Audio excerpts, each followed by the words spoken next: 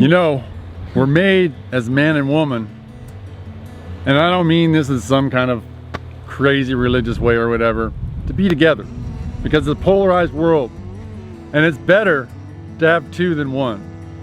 Two people pulling on the rope is easier than one person pulling on it. And you know, folks these days seem to be having trouble getting together and all that, and they want to blame all the bad people. You know, I don't like this person, that person. But you know, you've attracted those people. You've attracted those people. So get happy, be authentic, and be like a magnet and attract the good things and hopefully a good person into your life. And it doesn't have to be male, female, it can be whatever, you know. Male, male, female, female, whatever. It's more the companionship, I think, than anything, because the companionship in life is rare to get real companionship and be able to share moments with someone else without talking or without really actually doing something, but being able to just be with somebody else. That true companionship is something that is nice to have.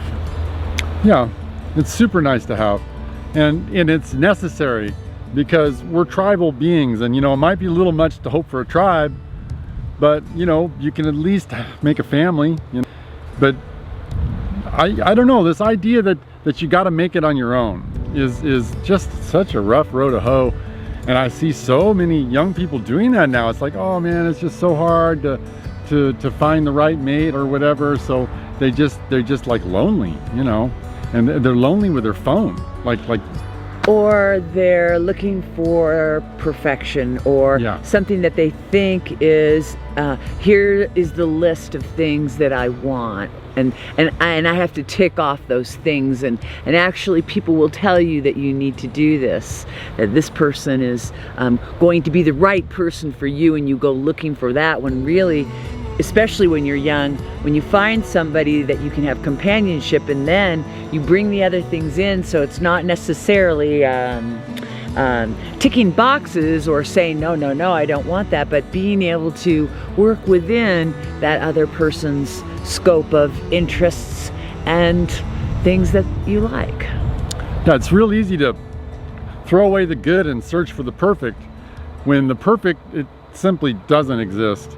And I'm not saying, you know, to tolerate, you know, people you don't like and, you know, be in a relationship just for the sake of it.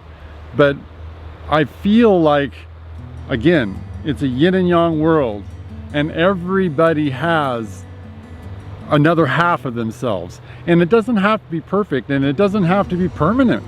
But it's probably a good idea to have some help in this world, because when we have help, and you can be happy in the moment with just a handful of other people, maybe just you know, some friends, it's way more valuable than stuff.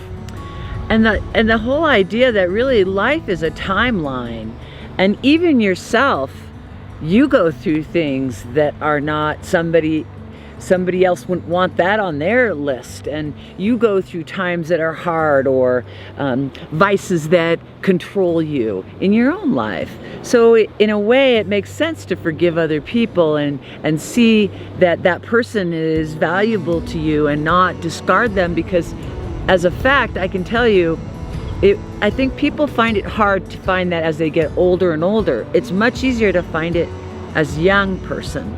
Now, if you're lucky to do that, and we've been lucky, we fully admit that. I was 21 when I met Professor Chi, but still, I find that if you let down those, let's say, checklists, and look for people that you like to be around more, I think that it's a good piece of advice to find love.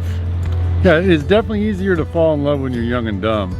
You know, forgiving. You're much more forgiving. Yeah. And then you can grow up together. Yes. And again, there is a certain amount of luck, and I feel bad for people that are unlucky in love.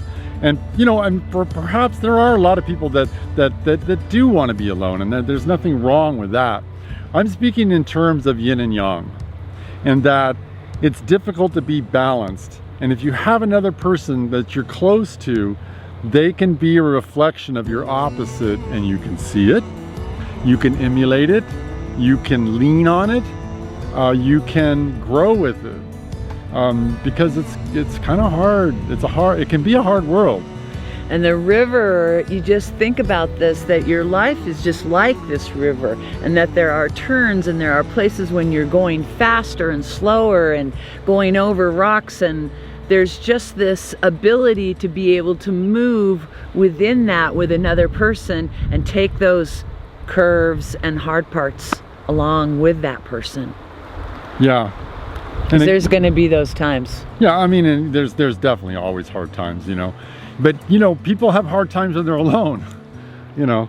So, you know, the finding balance, you know, because you can't just be inactive and you can't just be active. That's what yin and yang is, you know, inactive and activity. So, you know, perhaps you're good at something and the other person's good at something, and then together you get it done just right.